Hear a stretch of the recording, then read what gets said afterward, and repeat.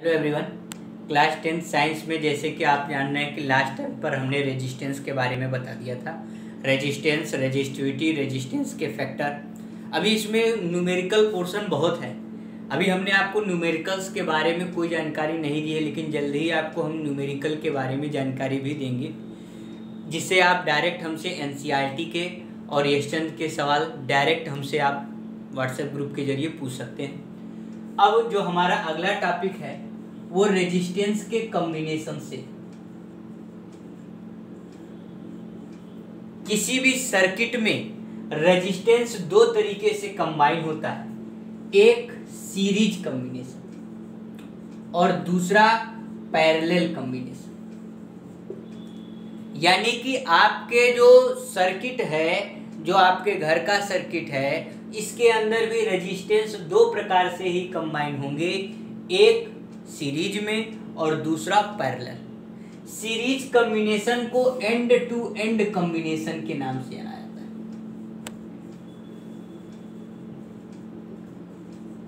और वहीं parallel combination को पैरेलल विथ ईच अदर के नाम से जाना जाता है। ध्यान से देखिए, रेजिस्टेंस के बारे में कल हमने बताया था कि अगर आप ऐसे बनाते हैं तो फिजिक्स में इसी सिंबल को रेजिस्टेंस समझा जाता है। और रेजिस्टेंस का कॉम्बिनेशन सीरीज में होता है, पैरेलल में होता है। अब सीरीज और पैरेलल में क्या डिफरेंस है, इसको जानने के लिए सबसे पहले तो आप ये जान लीजिए कि सीरीज और पैरेलल में अंतर क्या है। सीरीज में क्या होता है कि रेजिस्टेंस ये हो गया एक रेजिस्टेंस, ये मान लीजिए 5 ओम, फिर दूसरा रेजिस्टेंस मान लीजिए 3 ओम, फिर तीसरा रेजिस्टेंस मान लीजिए 2 ओम। हमने 3 रेजिस्टेंस जोड़ दी। ये सीरीज में है क्योंकि एक का एंड दूसरे के एंड से जुड़ा। जब दो रेजिस्टेंस का एंड आपस में जुड़ा होता है तो उसे सीरीज रेजिस्टेंस कॉम्बिनेशन कहते हैं। इस सीरीज रेजिस्टेंस कॉम्बिनेशन की बात मैं एक खासियत बताऊं कि सीरीज में जुड़े हुए सारे रेजिस्टेंस के अंदर सेम करंट फ्लो करती। हमेशा जान लीजिए, सीरीज अगर पहचानना हो तो आप देखिएगा कि अगर रेजिस्टेंस के अंदर सेम करंट फ्लो हो रही है तो ऐसे रेजिस्टेंस कॉम्बिनेशन सीरीज कॉम्बिनेशन के अंतर्गत आता है। और वहीं पैरेलल में क्या होता है, पैरेलल में देखिए एक रेजिस्टेंस दूसरे रेजिस्टेंस के ठीक पैरेलल है। ये 2 ओम, ये 4 ओम, एक दूसरे के क्या है, पैरेलल है। और यहां से अगर कोई करंट आ भी रही होगी तो यहां पर वो करंट दो भागों में टूट जा रही होगी, I1 और I2। पैरेलल कॉम्बिनेशन में रेजिस्टेंस के अंदर अलग अलग करंट फ्लो होती, और सीरीज कॉम्बिनेशन में रेजिस्टेंस के अंदर सेम करंट फ्लो होती। अब मैं आपको एक खासियत बताऊं, जैसे यह आपने डायग्राम बनाया, ये रेजिस्टेंस। अब कई लोग होते हैं कि पैरेलल का मतलब हमेशा पैरेलल ही हो, लेकिन हमने कहा ना ये भी आपका पैरेलल कॉम्बिनेशन। भले आपको ये और ये पैरेलल नहीं दिख रहा है, एक दूसरे के सामने नहीं दिख रहा है, लेकिन इन दोनों के जैसे ही यहां से करंट I आएगी, यहां पे करंट, इस जंक्शन पे करंट I1 और I2 के फॉर्म में ब्रेक हो जाएगी, और ये आपका क्या हो जाएगा, पैरेलल हो जाएगा। बात समझ में आ रही है?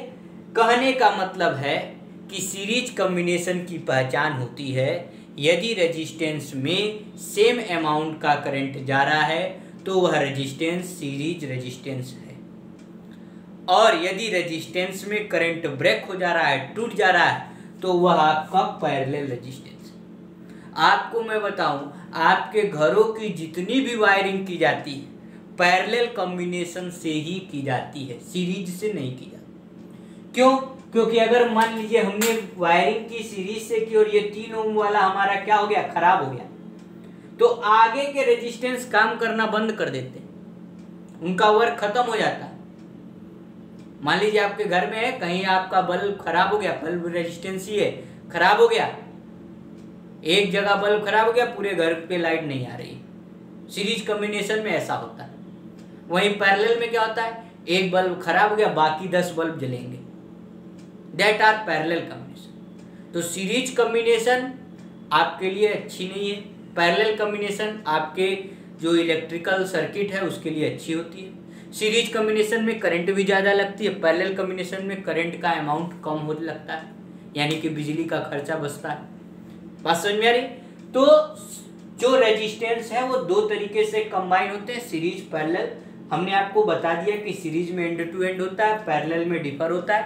सीरीज में करंट सेम फ्लो होती है और पैरेलल में रेजिस्टेंस के अंदर करंट डिफरेंट फ्लो होती है। अब ध्यान दीजिए,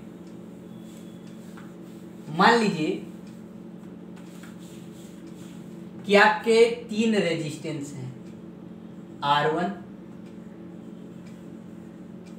R2 और R3। ये तीनों सीरीज में है, एक दूसरे से ज्वाइंट है। इन तीनों को हटा करके हमको एक रेजिस्टेंस लगाना है, इन तीनों को हटा करके हमको एक रेजिस्टेंस लगाना है, R। तो इस R और इन तीनों में क्या रिलेशन होगा यह हमको जान लेना चाहिए, क्योंकि सारा न्यूमेरिकल इस पर बेस्ड है। रिलेशन तो बहुत सिंपल है कि ये जो R होगा, अगर सीरीज रेजिस्टेंस है तो R यह तीनों के सम के बराबर होगा। यानी कि अगर यह 2 ओम है, यह 3 ओम है, यह 5 ओम है, अगर इन तीनों रेजिस्टेंस को हटाना है तो 5 3 8 2 10 ओम का एक नया रेजिस्टेंस लगाना पड़ेगा। इसे, इस नए रेजिस्टेंस को नेट रेजिस्टेंस या ओवरऑल रेजिस्टेंस के नाम से जाना जाता है। तो ये तो हमारा फार्मूला होता है कि सीरीज कॉम्बिनेशन में फार्मूला होता है R1 plus R2 plus R3।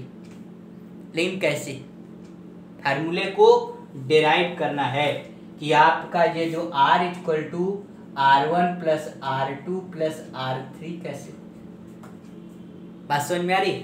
तो सबसे पहले हम लोग ऊपर का डायग्राम लेंगे, सीरीज वाला।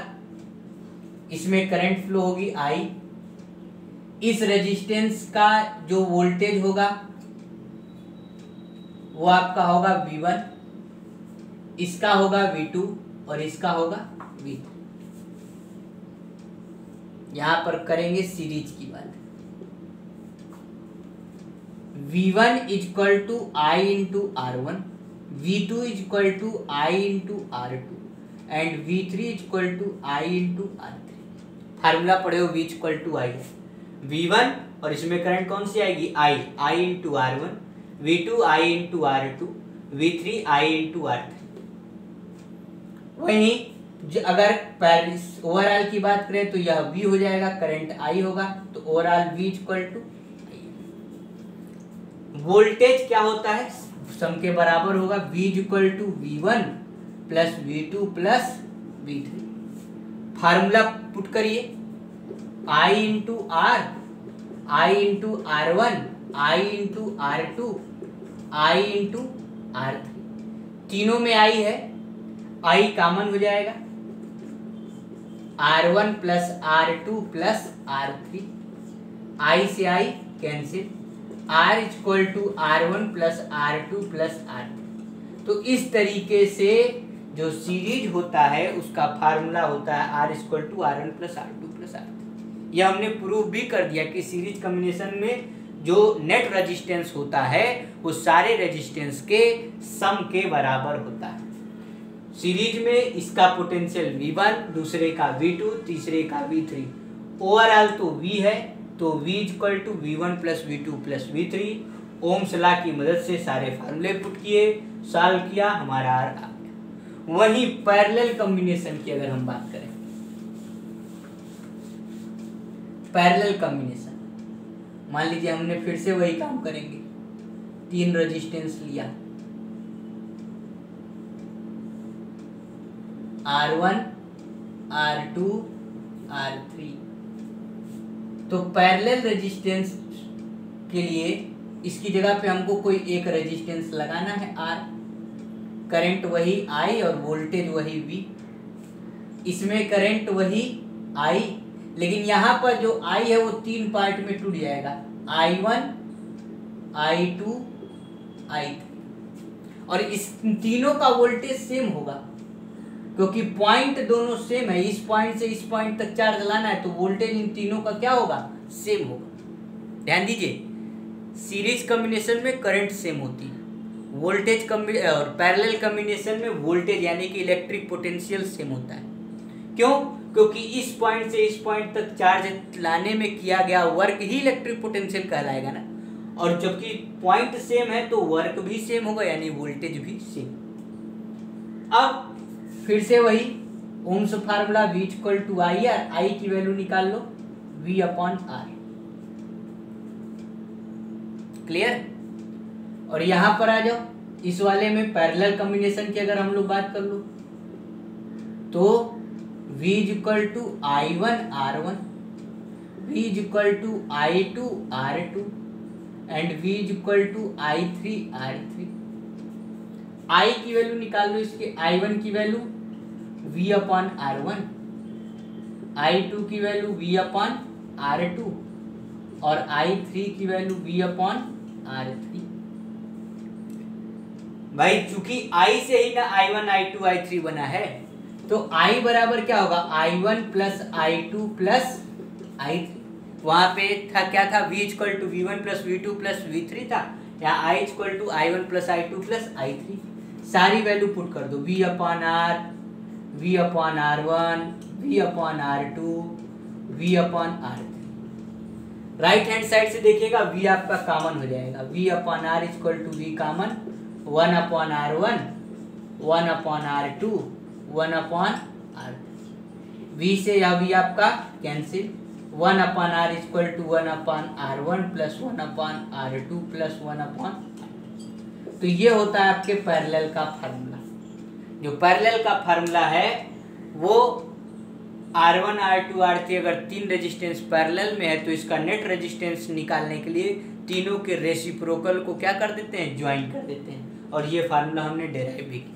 ये आप जरूर याद रखिए क्योंकि आपको इस चैप्टर में न्यूमेरिकल लगाने के लिए इन दोनों का हेल्प जरूरी है, इम्पॉर्टेंट है। बिना इनकी मदद से आप न्यूमेरिकल नहीं लगा पाएंगे, इसलिए मैंने सीरीज कॉम्बिनेशन का फार्मूला भी डिराइव करवा दिया और पैरेलल का भी फार्मूला डिराइव करवा दिया। आज के लिए इतना ही, फिर मिलेंगे।